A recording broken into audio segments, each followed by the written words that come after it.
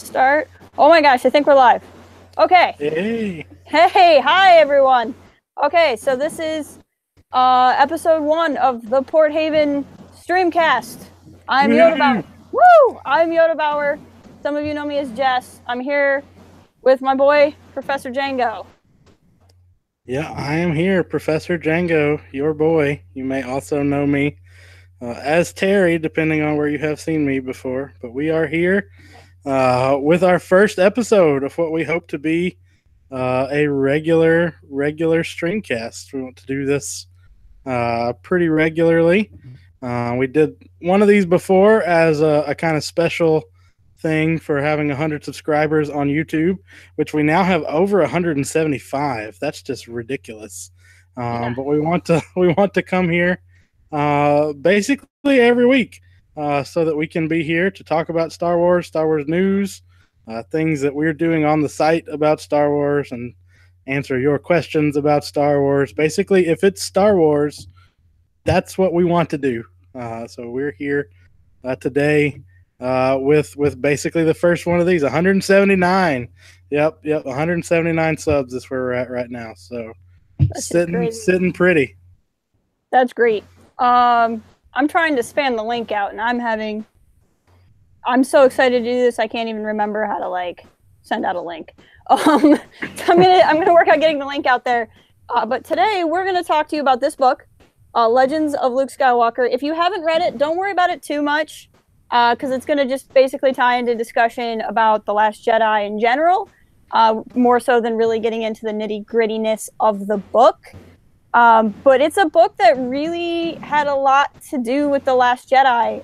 The Legends of Luke Skywalker was absolutely a book that was about what Rey was going through, when she sees Luke and knows all these myths, knows all these legends about the guy. And Django, why don't you tell us your first thoughts why I still try to figure out this link thing that I still can't figure out? Sure. First off, I will say that I absolutely love this book, and chat looks to be pretty happy. Oh no! Pirate, our pal from the Port Haven forums, hanging out with some of our regular YouTube friends. But here I also have my copy of Star Wars: The Legends of Luke Skywalker, and I will warn you that if anything we talk about spoils the book for you, this may or may not have actually happened, so you don't have to worry about spoilers too much.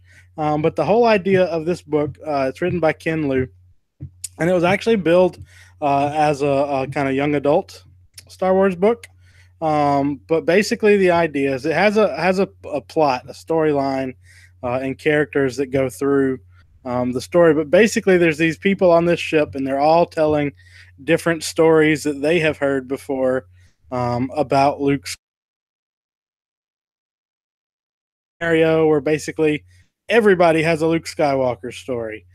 So my Luke Skywalker story is going to be different than yours, and we've got different impressions of Luke Skywalker, but it really kind of fleshes out, for me anyway, that moment in The Force Awakens where Rey says, Luke Skywalker, I thought he was a myth.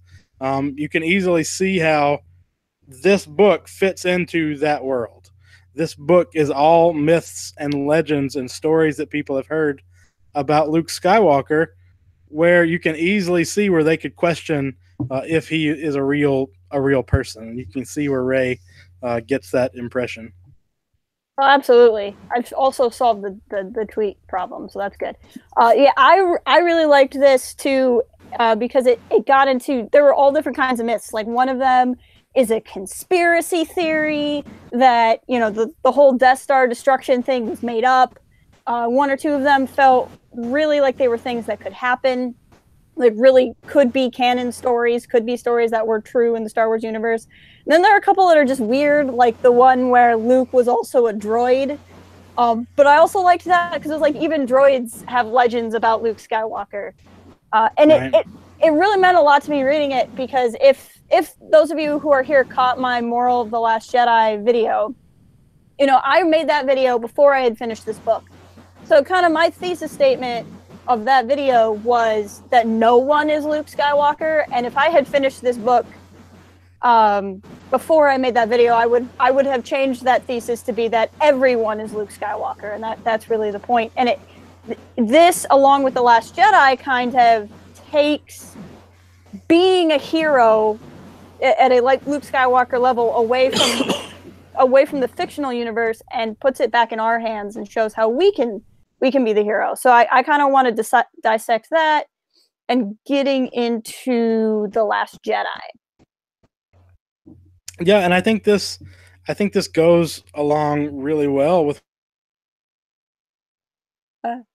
Skywalker is trying to figure out who Luke Skywalker is supposed to be, and of course we've seen from fan reaction that that's something that fans, some fans really took to and other fans didn't. But if you think about Luke as supposed to be, and I should have got my copy of Joseph Campbell's Hero 1,000 Faces out. But if you think about Luke as kind of this, literal archetypal hero, George Lucas was trying to sort of fit the archetype of the hero's journey as closely as possible in the original trilogy. If you think about it that way,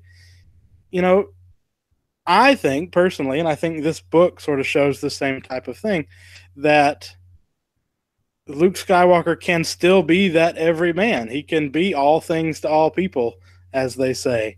He can be the Luke Skywalker that we need in this situation. And in these stories, you see somebody that needs to deny that Luke Skywalker is special in order for them to feel special themselves. You see people that the droid story is a great example, where droids want to feel special and included. So they have a story about where Luke Skywalker basically at least pretended to be a droid for a while. Yeah. And by somebody, and he wants this rescuer. He wants his rescue to be meaningful, and so he writes this story where he is at least assuming that this guy is Luke Skywalker, whether or not they actually are. And so this allows Luke to be this way. It allows Luke to be this sort of all-encompassing hero that maybe he can't be if we just constrain him into this one notion of this is the way we understand Luke Skywalker to be. Yeah, and I think to that point, one of my... I'm going to look up the title here, but I think it's like the second story in the book is the one on Jakku, which the Starship Graveyard. Yeah, was really good book, or really good part of the story. And what I liked about this one is the person in this story really easily could have or not have been like Luke Skywalker. So it's about a guy who's stuck on Jakku, and like wars going on. So if you wouldn't know it from the films, but if you've read either the Aftermath trilogy or Lost Stars, which are new canon novels, all of which are amazing, there was a massive, massive battle on the planet of Jakku, and it was kind of like the Empire's last stand before it died out and then started the process of becoming the First Order. And it's a guy who's stuck there, and if I'm remembering correctly, it's fresh after the battle, and he gets taken in by this person who at first he thinks is going to try to kill him, but then might be trying to save him. And throughout it, it's just like this deranged man who's lost in the desert who is convinced he's found Luke Skywalker, and it's actually Luke Skywalker saving him.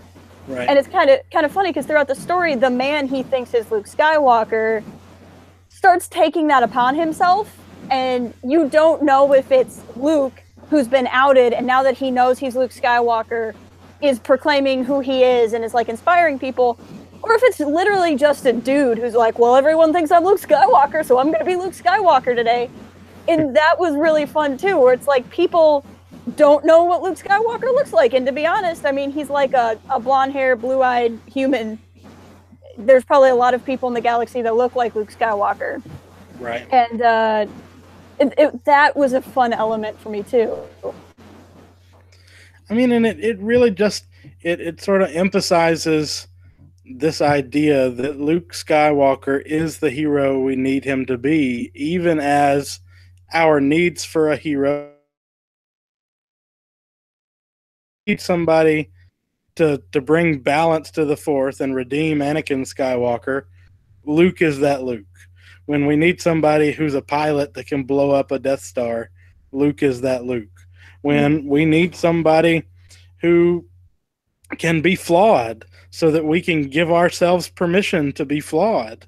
Luke is that Luke. That's the benefit of The Last Jedi for me, is that we can, if we have to be Luke Skywalker in order to be important, if we have to have the Star Wars equivalent of superpowers in order to be a hero, then that's a separation for us. But if Luke Skywalker can be the flawed hero, then that might be the hero that we need. And again, one of my favorite stories in the book is called The Deluge? Yeah. It's that's the place title. On mostly a water planet. And if this is the one that I think is actually most likely to be real, because in The Last Jedi we see Luke Skywalker fishing with a really long spear, and we see him learn to do that in this story in the book. But Luke is trying to go out and discover different ways to see the Force. And the teacher is also a different version of Luke Skywalker. And I'm seeing in the chat, Solo Pirate says it reminds him of Jack Sparrow. There were legends and stories that didn't match up with the real guy. And that's true. And we get that with Luke. But those stories still allow Luke to be different things at different times to us. Yeah, absolutely. And I think that kind of goes into how I felt about the Last Jedi. So obviously The Last Jedi was pretty divisive if you were checking Star Wars Twitter accounts. I'm pretty sure. Port Haven forums. Or the Port Haven forums. I'm pretty sure we had people unfollow us on Twitter when we started having positive reviews of The Last Jedi. And how I felt the first time I saw The Last Jedi is I was honestly really conflicted. I left The Last Jedi. I wasn't sure how I felt about it. I knew there were parts I liked, and I knew there were parts I wasn't a big fan of, and I didn't know why, and I didn't know how to articulate it. When I saw the film again, I think the scene where it really clicked for me was, quote-unquote, Lesson 2, where Luke and Rey are in that kind of temple room, and Luke's going on his whole thing about how the Jedi Order let Darth Sidious rise from underneath their nose and yada yada. And he's telling the story. I think it's the first time he starts telling the story about Ben, when he confronts Ben in the hut. And Luke's looking kind of just off camera, Rey's behind him, and he talks about how he failed because he was Luke Skywalker. Right. And that scene was a gut punch to me the second time I saw the movie, because in the moment when he said that, I thought about, I had just played Jedi Knight 2 Jedi Outcast, and Luke Skywalker's there, and you're training at his Jedi temple, and I'm thinking about, I have the Jedi Academy trilogy behind me, which is a great trilogy by Kevin J. Anderson that I've been meaning to reread. And I think about Luke Skywalker, and I think about Luke Skywalker in the New Jedi Order books.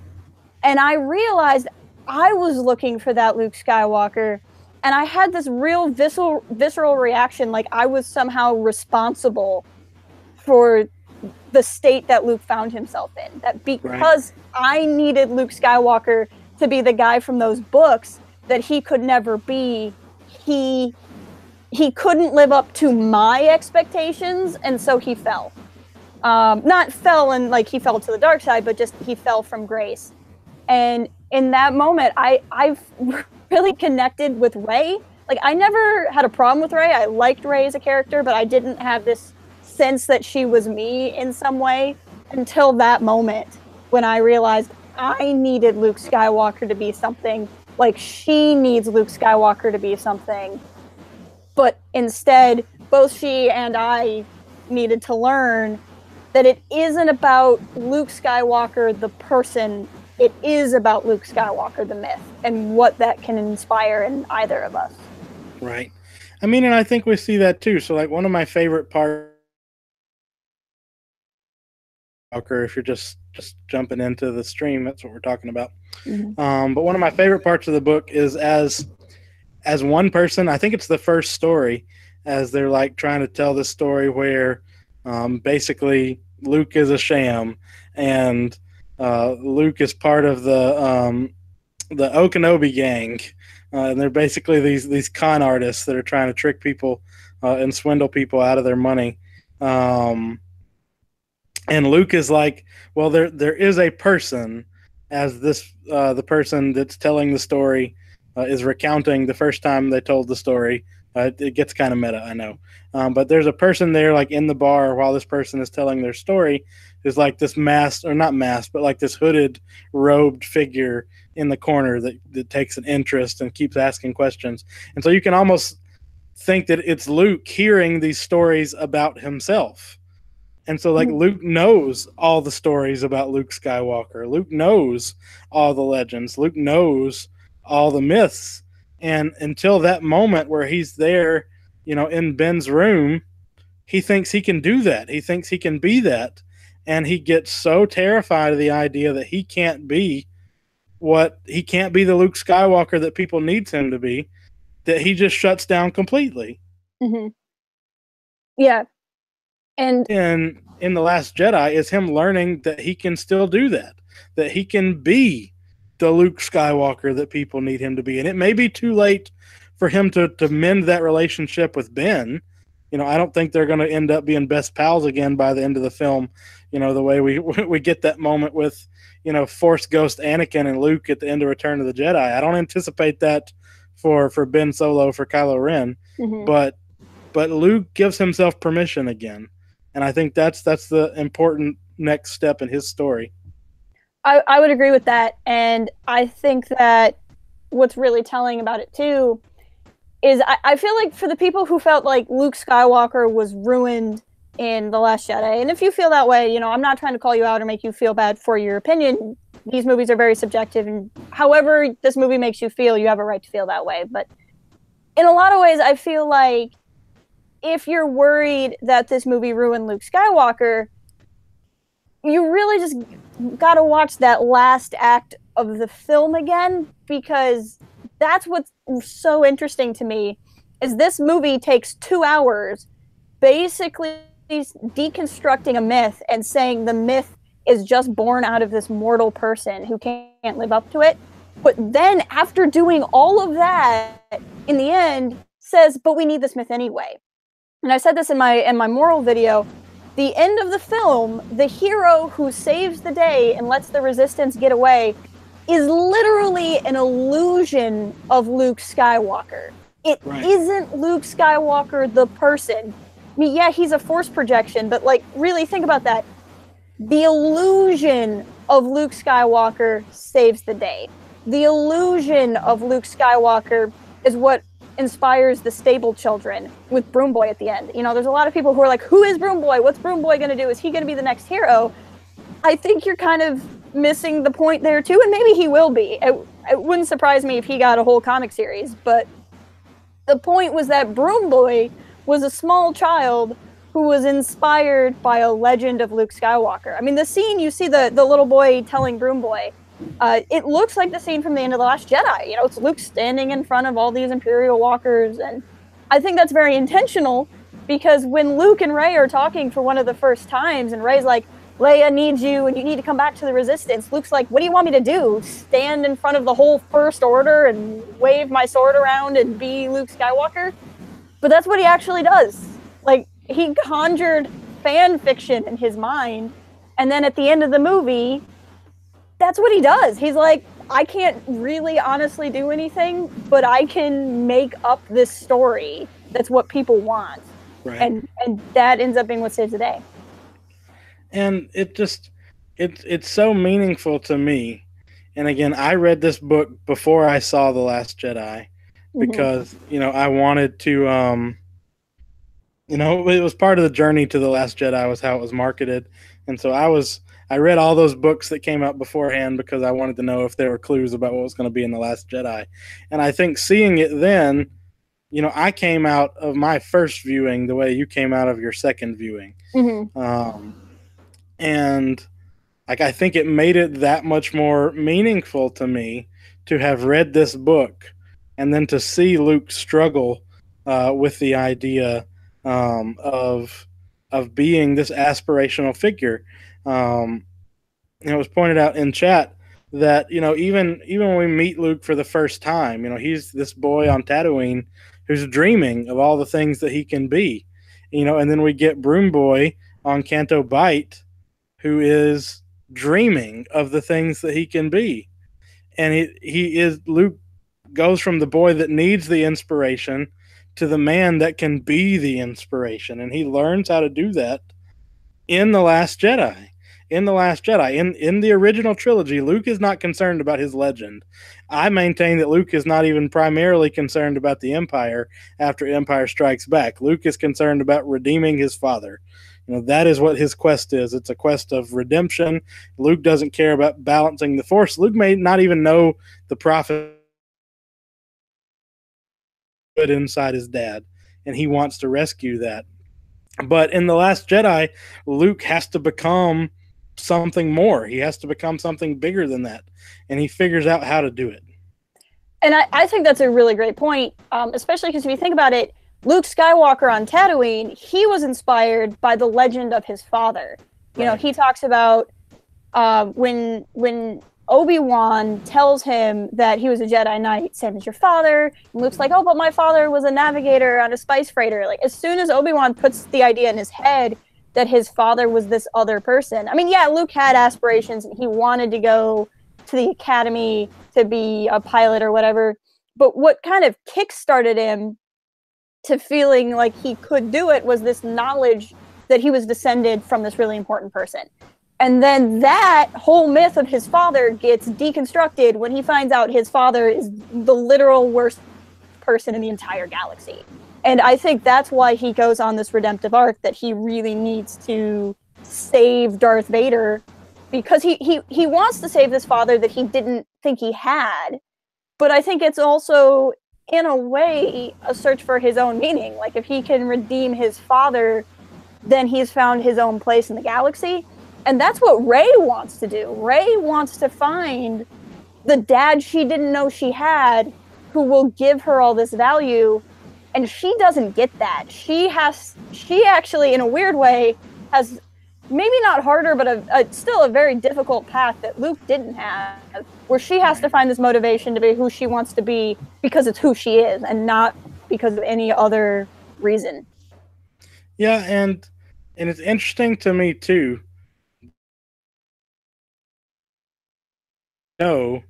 Looking for Luke to do two things: to come and save the Resistance, and to teach her how to use the Force. Mm-hmm. And when she leaves Octo, he doesn't do either of those things. Those two lessons are cryptic. And he is definitely not the hero of the Resistance. That only happens later. And so, for her perspective, Luke is not the thing she wanted. And so even then, she uses the legend of Luke Skywalker to become something new herself. It doesn't even have to do with like what Luke can do for her, because Luke did nothing for her except turn her away.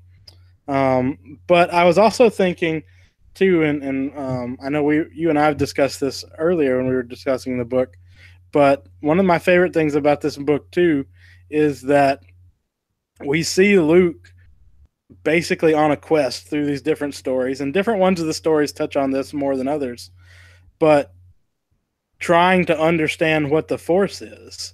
And again, the idea that the Force is a current in the Deluge story. The Force is a wave, or the Force is a web in the last story. Which honestly, I need to reread in that story. It's kind of cryptic. Or the Force is a sham.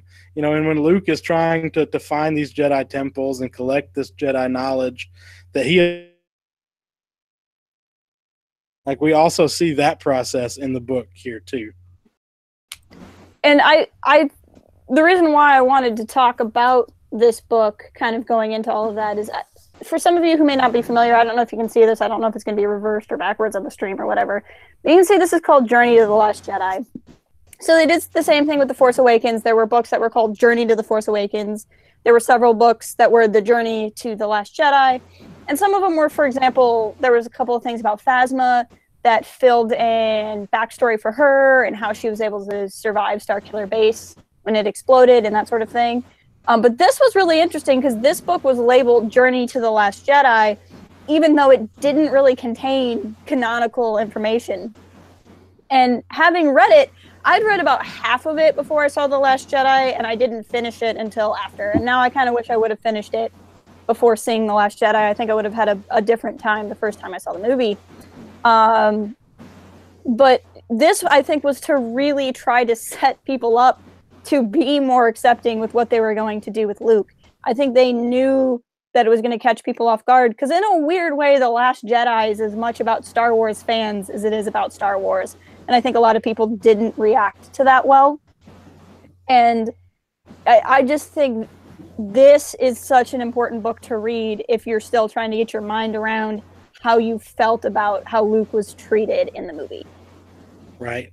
I mean, and I think you're right. I think that was the biggest reason that, at least in my mind, from my perspective, as someone that liked The Last Jedi, reading stuff about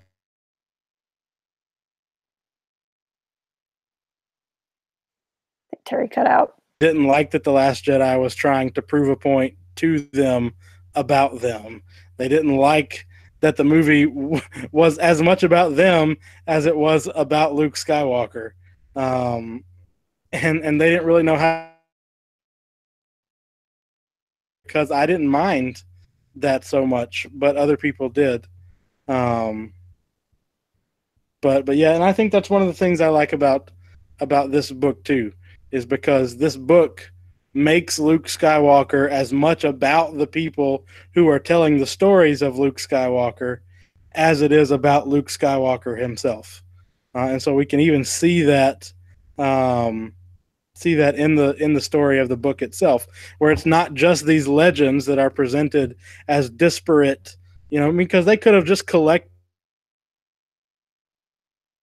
this through line where it is these characters telling the stories about Luke Skywalker, and those stories resonate with each of these characters in different ways because of who they are and because of what their needs are and because of their view of the universe.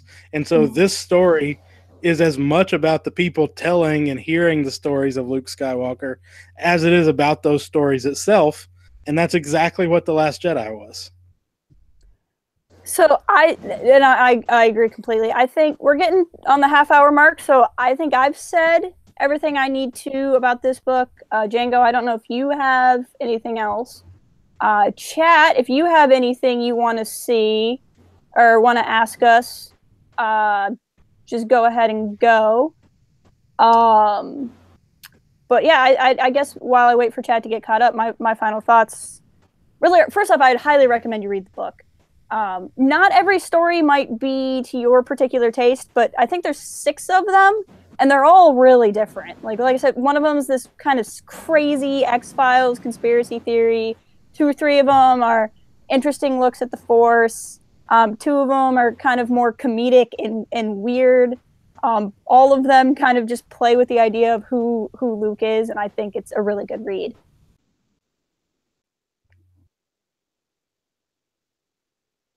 Read the book. The first, and I told Jess this too, the first of these stories is my least favorite. And the second of these stories is my favorite of the whole book. Not the second, but the third one. But so if you read the book and the first story is not your thing, don't give up on it. Because the first story is not the way that all of the stories are. I'm kind of looking to chat here, seeing if we can find some Star Wars questions if people have them for us.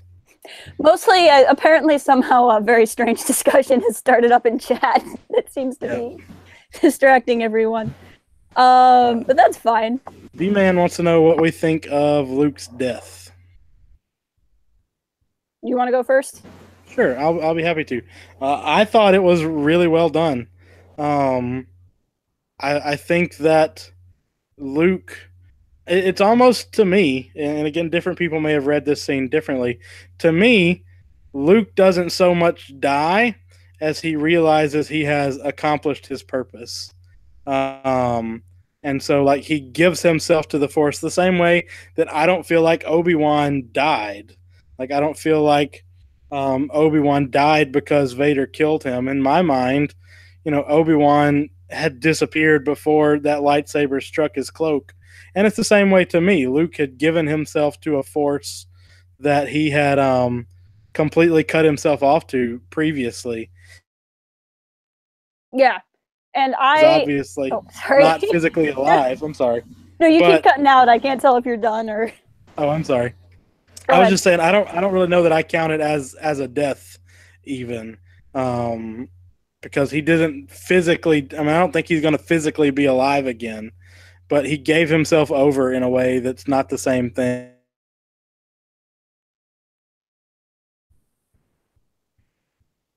Yeah, and I thought it was pretty moving.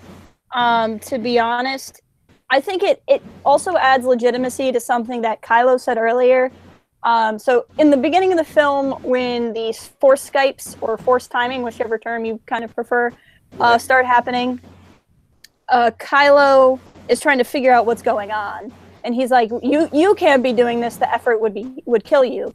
And I do think that Force projections and Force Skype are different powers, so I don't think that should necessarily equate the two.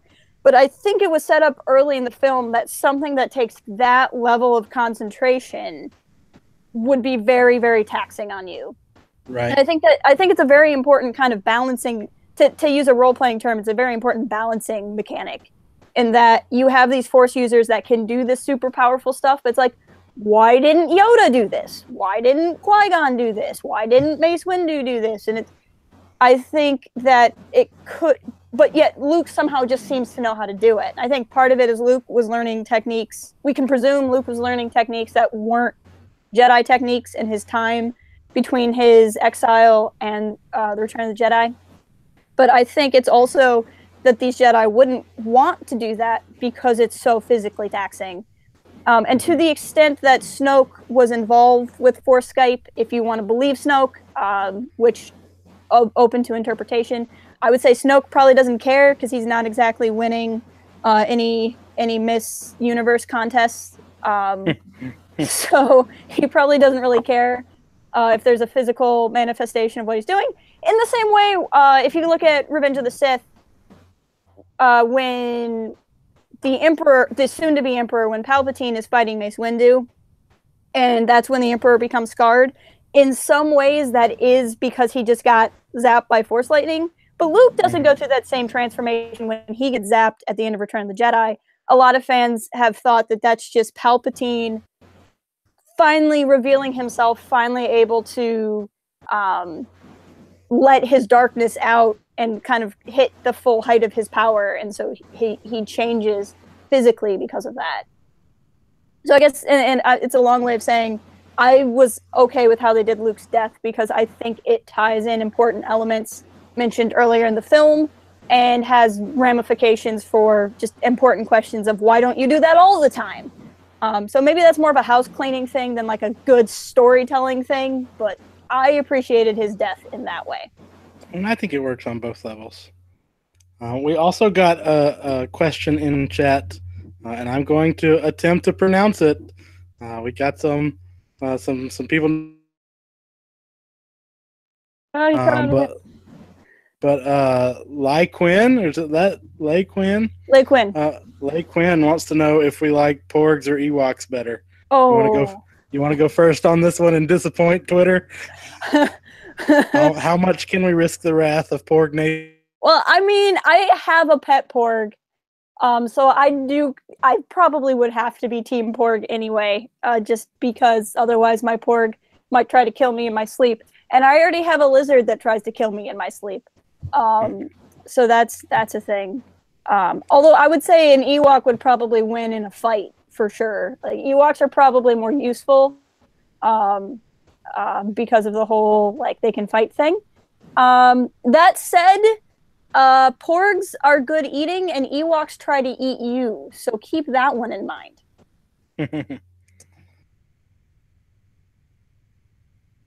It really depends on what you're asking. If the question is which is cuter, I think I'm Porg all the way. Mm-hmm. If the question is who do I want fighting with me, I want someone who can hold a weapon. So I'm going to go with an Ewok. If it's who am I inviting over for dinner, it's probably the Porg. Which one would I rather be my dinner? Again, probably the Porg. So take.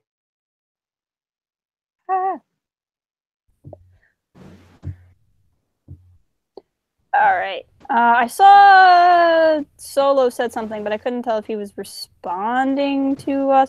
Obi-Wan said that he would become more powerful than he could possibly imagine, but we never really saw a use of that exactly. We didn't until The Last Jedi, when Yoda burns down a library like a true rebel. That probably made Jocasta Nu roll in her grave. I think though, if you want a real sense of what Obi-Wan feels when he says he'll become more powerful, you should read. There are two stories I think that really give you a picture of this in the From a Certain Point of View book. And this just one, getting it out there. But if you read the Master and Apprentice story and the what's the other one? Time of Death. Time of Death. Yes, those two stories. Read those. Those are two of my top. Probably 5 favorite stories. Probably my 2 top favorite stories altogether in that book. And both of those kind of give you a picture of that very specifically. And especially read Time of Death because it was written by our friend Kevin Scott that we interviewed. I think last week is when I posted it. I work weekends, so my sense of what a week is wrong. But recently I interviewed him, and we talked a lot about that story also. Sergeant Currypants also wants to know, why do the spaceships fall down when they get shot if they're in space? The answer to that is gravity. So gravity still exists even in galaxies far, far away. So gravity. I'm also go ahead. Go ahead. I was going to say, Couchbum wants to know what is a Star War? Which I think is that's a really important question. I think it's what brings us all here, and it's love. I know, honestly, I think it's a metaphor for love, and I'm not going to explain it. I'm just going to leave it at that. I'm still waiting for stars to actually get into the battle. If you remember Zonama Sekhet from Legends canon, is a sentient planet. I'm waiting for a sentient star, a star that actually wants to go to war with another star. In the Wolfpack, we have a fellow who I don't think is here now, but there's a fellow by the name of King Starscream. I feel like he could get in a good fight with somebody named Star. I'm getting some dispute about my answer about gravity. Gravity exists in the entire universe. Gravity exists. Gravity is the force of attraction between object in the universe. So there's always gravity. What I would say too is, if the ship is by like a planet, like that's where the gravity is happening. But say if you're talking about like a scene, like say the Holdo death scene in the middle of space, and it looks like ships are falling down, I would actually reference something that isn't Star Wars. I would talk about Ender's Gate. So in Ender's Gate, Ender kind of comes up with this brilliant strategy because they fight these laser tag wars in zero gravity, and they decide to make the enemy's gate down instead of fighting each other like horizontally based off of where the gates are into like the laser tag room. I would say that the reason why it looks like ships fall down in space a lot is because they've just decided to make that down based off of the camera angle to make it easier for us, because it would look weird if everything fell this way. So I would say the fact that they're falling down is a perspective thing. and that they're really just carrying on the momentum of what they had before, and momentum would absolutely exist in space since there's no friction. Yep. I did not anticipate talking about laws of physics today, but always expect physics. That's what I've learned. I will admit I'm not a physicist, but I am an expert on philosophy, and I can get down Aristotle's work on physics if that's what we want to talk about. All right, I'll give you guys another little bit to. Yes, Steven, this is live. I'll give you guys another couple seconds if you want to type anything. Otherwise, we've been going for 40 minutes. So I think we're good. We're hoping to be back next week, probably around the same time. I'd like to do same bat time, same bat channel to reference Terry's favorite thing. But it might vary by an hour here or there depending on real life until we get this settled. But I'm really excited. I thought this was fun. I also want to tell you, I don't want to give you too much of a teaser, but we have big things planned for the StreamCast, and we have a lot of things going on Port Haven's YouTube channel, on our Twitter, and on the forums right now as well. So make sure that you're staying tuned and subscribed and liking all of the different things. So Jess is still doing ongoing video diaries about The Last Jedi. You can see all of those. We've got a whole playlist of those. Star Wars Rebels is coming back. We're going to be doing some more Rebels content, and we'll be picking back up with our Season 4 commentaries. We've got a new fiction series going on the blog site right now, written by the actual Star Wars character Masa. Started a new Let's Play series where I'm playing Star Wars Bounty Hunter. All of these different things you should be checking out if you like and subscribe and do all the things. All right, so yeah, before we head out, I'll just kind of call out. We have so many friends out here, but a whole bunch of you are content creators. Couchbum is great. He's got a lot of Knights of the Old Republic content. If you want to go to his channels and check out some of his old streams, McYagi, Sergeant Curry Pants all make great YouTube videos. Like Quinn, who was in here, makes great stuff. I'm gonna blank on how many people were here, so if you're still here, shout outs. B-Man Entertainment is doing a lot of good gaming stuff and makes cool music, so you should check him out. Stephen Donnelly is one of my favorite people. He leaves me a lot of comments about really random things on my videos, and it always makes me smile. Echo 7 is from Port Haven. You can talk to him there. So yeah, I'm so glad you all came out. This was great. It made it a lot of fun. And yeah, that's what I got. So I also did want to shout out to the help that we got with some technical stuff that we were working out before we got started. And that was the Couch Bum who's in the group. He was very helpful. And before him, another channel called Great Canadian Guy was helping us out. They are both marvelous streamers and great people.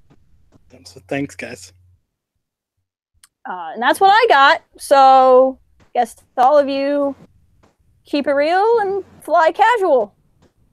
Cooking can be fun.